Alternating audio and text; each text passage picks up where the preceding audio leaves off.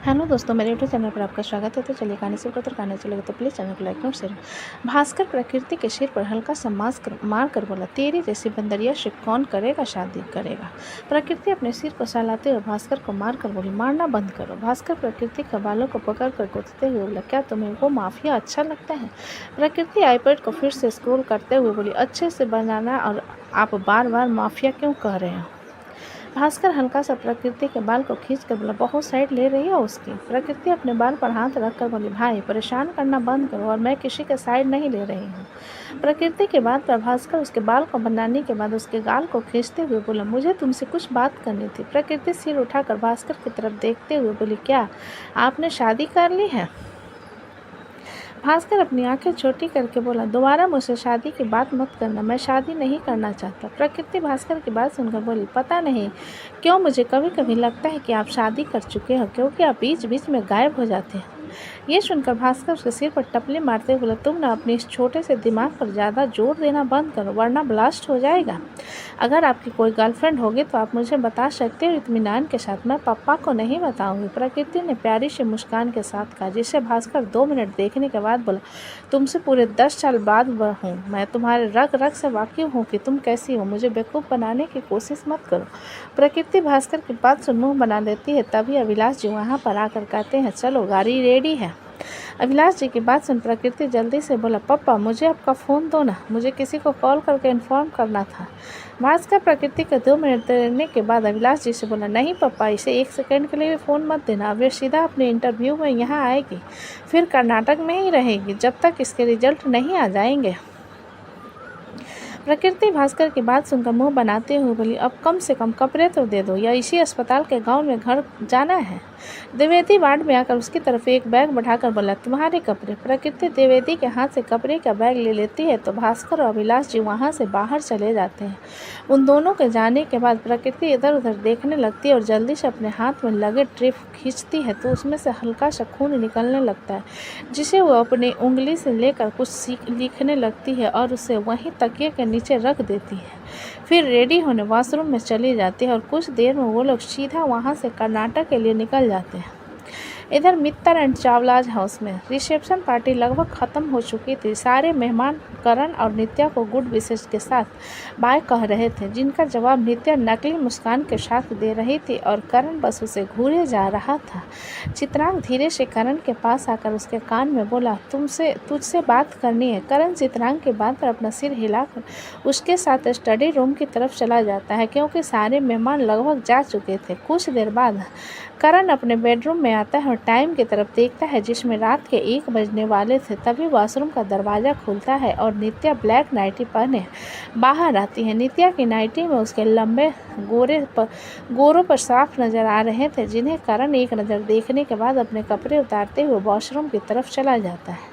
कुछ देर बाद करण बाथरूम पहनकर वॉशरूम से बाहर आता है और सोफे के सामने रख कॉफ़ी टेबल पर रखी वाइन की बोतल को ग्लास में डालते हुए कहता है, तुम जैसी चुड़ैल को चाहे कितनी भी खूबसूरत ड्रेस पहनने के लिए दे दो, दिखने में चुड़ैल ही लगती है।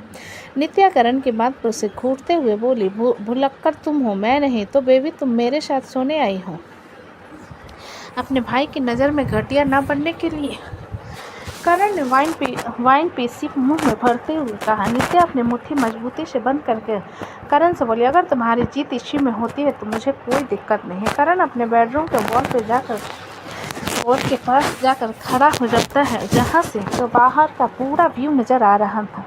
करण आसमान में देखते हुए नित्या से बोला, बेबी तुमने एक श्लोक सुना है, कर्मण्य वेधिकारस्ते माँ फलेषु कदाचन माँ कर्म फलेतु हर्वभुर्भाते संगो अस्मि कर्मणि, जिसका मतलब है तुम्हारा कर्तव्य कर्म करने में ही, फलों में अभी कभी नहीं।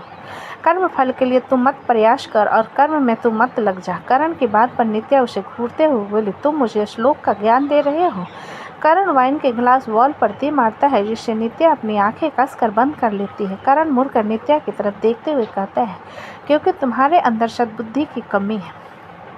नित्या अपनी आंखें खोल करण को घूरते हुए बोली, हाँ, जैसे सबसे बड़े ज्ञानी तुम हो। करण नित्या की तरफ अपने कदम बढ़ाते हुए, तुमसे ज़्यादा ही समझदार हूँ मैं बेबी। नित्या अपने कदम पीछे लेते हुए, मुझे तुमसे कुछ बात करनी थी। करण आगे बढ़कर नित्या के हाथ को पकड़ अपने पास खींच कर बोला, क्या बात करनी थी, बताओ मुझे। ये कहते हुए करण के हाथ नित्या के गले पर चलने लगते हैं। नित्या करण के छूने को महसूस करते हुए हल्का कांपने लगती है, जिसे महसूस कर करण के होठों पर तिरछी मुस्कान आ जाते हैं और वो हल्का से आगे बढ़कर नित्या के गले पर बाइट कर लेता है। अचानक करण के काटने पर नित्या के हल्की सी चीख निकल जाती है तो करण उसके बाइट किए गए जगह पर हल्का सा किस करके दूर होते हुए कहता है, तुम मुझसे कहना चाहती हो कि तुम्हें थोड़ा टाइम चाहिए, फिर हम दोनों आगे बढ़ें। ये सुनकर नित्या अपने दर्द को इग्नोर कर जल्दी से अपना सिर हिलाते हुए बोली, हो, मैं यही कहना चाहती हूँ। करण कुछ पल सोचने की एक्टिंग करके बोला, ख्याल तो अच्छा है लेकिन मुझे पसंद नहीं आया। ये कहते हुए करण नित्या को अपनी तरफ खींच लेता है तो नित्या करण के सीने पर हाथ रख लेती है और घबराए हुए नज़र से उसे देखने लगती है। नित्या की घबराई हुई नज़र को देखकर करण उसके गाल पर उंगली चलाते हुए बोला, सोचो अगर तुम प्रेग्नेंट हो गई तो मेरा लॉस हो जाएगा ना इसमें। नित्या कन्फ्यूजन में करण की तरफ देखते हुए बोली, क्या? करण नित्या के कन्फ्यूजन भरी आंखों को देखते हुए बोला, व्हाट हैपेंड बेबी? क्या तुम्हें समझ नहीं आ रहा कि तुम्हें कैरेक्टरलेस कह रहा हूँ?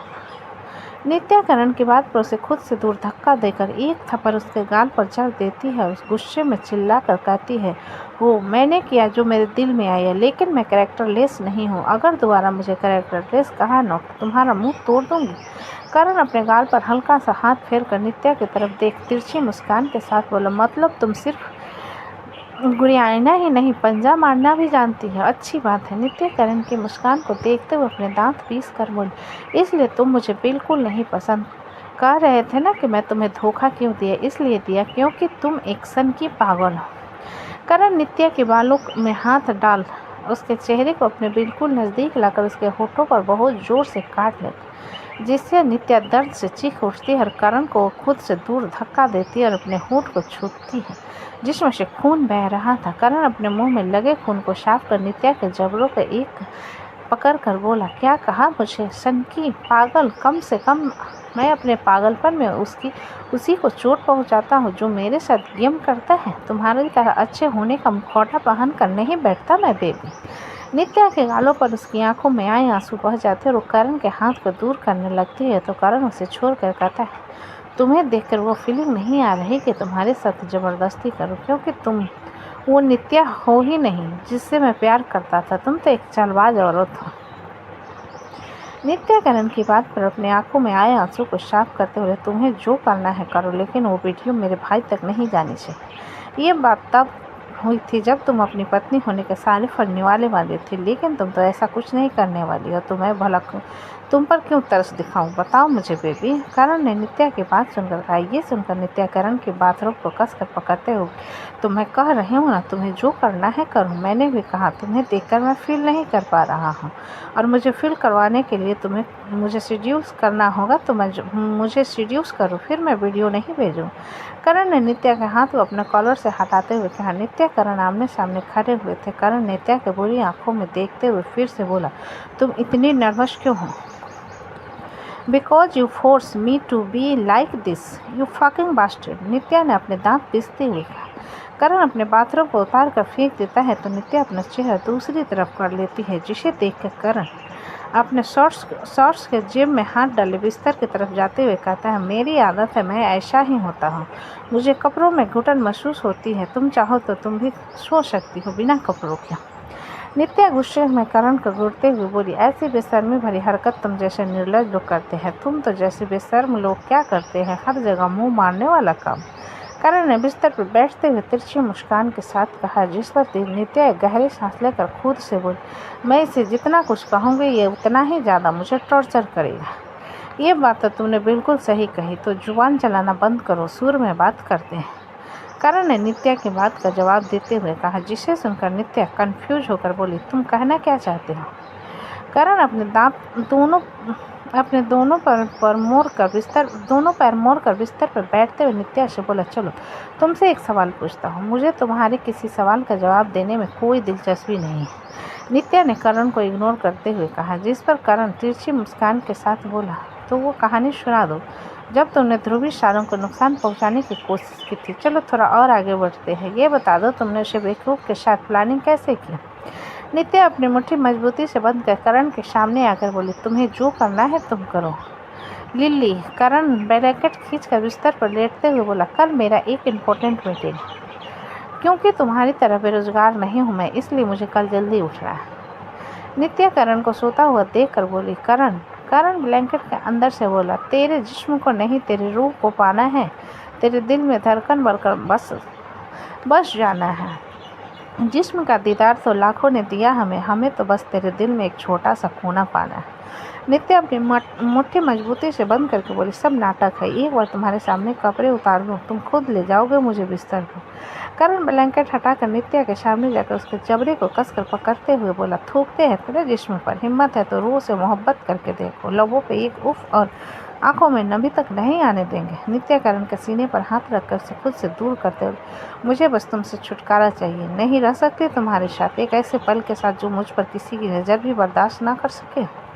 मुझे नहीं चाहिए ऐसी घुटन। करण अपनी गहरी आंखों से दूर कुछ देर नित्या को घूरने के बाद कमरे से बाहर चला जाता है। नित्या जाते हुए करण को एक नज़र देखने के बाद करण के मास्टर बेड के दूसरी तरफ जाकर सो जाती है। रात इसी तरह गुजर जाती है और सुबह के 5 बजे ठंडा ठंडा पानी जाकर नित्या के ऊपर गिरता है, जिस पर नित्या चिल्लाते हुए उठकर बैठ जाती है और सामने की तरफ देखती है जहाँ पर करण बिल्कुल रेडी बिजनेस सूट में बट पकड़े खड़ा हुआ था। नित्या करण को देखकर आग बबला होते हुए बोली, सुबह के 5 बजे किस मीटिंग में जाना है तुम्हें और मुझे क्यों उठा रहे हो? करण बकेट नीचे रखते हुए बोला, मैं ऑनलाइन मीटिंग ले रहा था बेबी, तो चलो रेडी हो जाओ, फिर तुम्हारी पहली रसोई भी तो करनी है। मेरी मॉम बहुत सख्त है, उन्हें लापरवाह लोग बिल्कुल नहीं पसंद। नित्या ब्लैंकेट हटाते हुए गुस्से में करण के सामने आकर बोली, मैं इस शादी को नहीं मानती और मोस्ट ईटिंग तुम्हारी नौकर नहीं हूँ मैं। ये सुनकर करण नित्या के चेहरे पर चिपके बालों को उसके हटाते हुए उसके कान के पीछे करते हुए बोला, क्यों, माँ बाप ने साजिश करने के अलावा और कुछ नहीं सिखाया? नित्या गुस्से में करण के हाथ को झटकते हुए बोली, तुम हर वक्त मुझे नीचा क्यों दिखाते हो? क्योंकि तुम नीचा दिखाने लायक हो। चलो, माँ बाप ने कुछ ना सिखाया हो, भाई और भाभी ने तो कुछ सिखाया होगा। करण ने तिरछी मुस्कान के साथ कहा। नित्या अपनी मुट्ठी मजबूती से बंद कर वॉशरूम में जाने से पहले बोली, कपड़े हैं मेरे लिए या नहीं? करण वार्डरोब की तरफ इशारा करते हुए बोले, उसमें मेरे shirts, T shirt, pant, business suit सब है, तुम जिसे पहनना चाहो पहन सकती हो, और अंडर गार्मेंट्स वो भी तुम्हारे पहनो। नित्या ने अपने दांत पीसते हुए फ्रस्ट्रेशन में, जिसे सुनकर करण उसकी नाइटी की तरफ इशारा करते हुए बोला, जब तुम मुझे सीड्यूस करने के लिए सेक्सी सा ड्रेस ऑर्डर कर सकती हो तो अपने कपड़े क्यों नहीं? नित्या अपनी मुट्ठी मजबूती से बंद कर करण के सामने आकर बोली, मुझे तुम्हारा फ़ोन चाहिए। मेरे पास फ़ोन नहीं है, मैंने उसे वाईफाई कनेक्ट करके आईपैड से ऑर्डर किया था। करण सैलानिया मुस्कुरा कर अपने पैंट के पॉकेट में हाथ डालते हुए, मेरा फ़ोन इस्तेमाल करने के लिए देना, मेरा क्या फ़ायदा है? नित्या करण के टाई को कसकर पकड़ उसे अपने पास खींचकर उसके होठों पर किस कर लेती है और दूर होकर कहती है, फ़ोन। करण नित्या के होठों की तरफ देखता है जिसमें उसी के काटने के निशान थे जो कि अब सूख चुके थे, जिन्हें करण इग्नोर करके नित्या की आंखों में देखकर बोला, तुम बहुत अच्छी छोरी हो। नित्या अपना सिर हिलाते हुए बोले, हाँ मैं हूँ, अब फ़ोन मिलेगा? करण अपना फ़ोन नित्या की तरफ बढ़ा देता है। नित्या स्क्रीन को शिफ्ट करती है तो उसमें पासवर्ड था, जिन्हें देखकर नित्या करण से कहती है, मुझे सपना नहीं आया है कि तुम्हारी फ़ोन का पासवर्ड क्या है, ओपन करके दो, खुद ओपन कर लो, पासवर्ड बता रहा हूँ। किस्मी नित्या। करण ने शरारती नज़रों से नित्या को देखते हुए कहा, जिस पर नित्या अपने दांत पीस कर बोली, अभी तुम्हें किस किया ना, कितनी बार करूं? ये सुनकर करण नित्या को छेड़ते हुए बोला, पासवर्ड है किस्मी नित्या, किस करने के लिए नहीं कह रहा, और तुम करना चाहती हो, ये बात अलग है। नित्या फ्रस्ट्रेशन में करण के घूरने के बाद अपने दोनों हाथ जोड़ते हुए बोली, अब यहाँ से जाने का कष्ट करोगे तुम, मैं आ रही हूँ। करण अपना सिर नहीं में हिलाकर बोला, अगर तुमने मेरे किसी बिजनेस पार्टनर को फंसा लिया तो मैं अपना फ़ोन तुम्हारे हाथ में नहीं छोड़ सकता, क्योंकि मेरे क्लाइंट्स के कॉल आते रहते हैं। चलो, जो ऑर्डर करना है जल्दी करो। नित्या एक गहरी सांस लेकर काउच पर बैठ जाती है और अपने लिए कपड़े देखने लगती है। करण भी उसके बगल में आकर अपने पैर के ऊपर पैर रखकर बैठ जाता है और अपने लैपटॉप में उंगलियां चलाने का लगता है। काफ़ी ज़्यादा अपने लिए कपड़े देख रही थी, जिस पर करण उसके फ़ोन पर एक नज़र डालकर बोला, ब्लैक वाले अंडर गारमेंट्स तुम पर अच्छे लगेंगे, और जिस सूट जिम सूट भी ले लो, बाकी पैसे तुम्हारे पति देगा। नित्या करण का फ़ोन उसकी तरफ बढ़ाकर बोली, तुम ही ऑर्डर कर दो, तुम्हें तो साइज़ भी पता होगा। करण नित्या के बात पर उसके हाथ से फ़ोन लेकर बोला, तो तुम टाइम वेस्ट क्यों कर रही हो? जाओ फ्रेश हो जाओ, मैं ऑर्डर कर देता हूँ। नित्या अपनी मुट्ठी मजबूती से बंद करके बोली, तुम इतनी बेशर्मी लाते कहाँ से हो? नित्या की बात पर करण उसके कान के पास जाकर बोला, मैं पैदा भी बेशर्म हुआ था, बिना कपड़ों के। मॉम ऐसा कहती।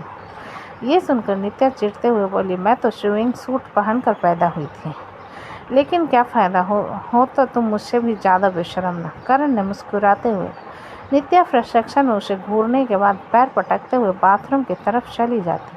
करण जाती हुई नित्या को देखकर तिरछा मुस्कुरा कर बोला, इतना करूँगा मोहब्बत कि तू खुद करेगी, देखो मेरा आशिकी जा रहा है। इतना कहते हुए करण नित्या के लिए कपड़े देखना शुरू कर देता है। तो दोस्तों, कहानी कैसी लगी मुझे कमेंट में लिखा। अच्छी लगे तो प्लीज़ चैनल को लाइक करें, सब्सक्राइब करें और ज़्यादा से ज़्यादा शेयर करें। कहानी को पूरा सुनने के लिए धन्यवाद।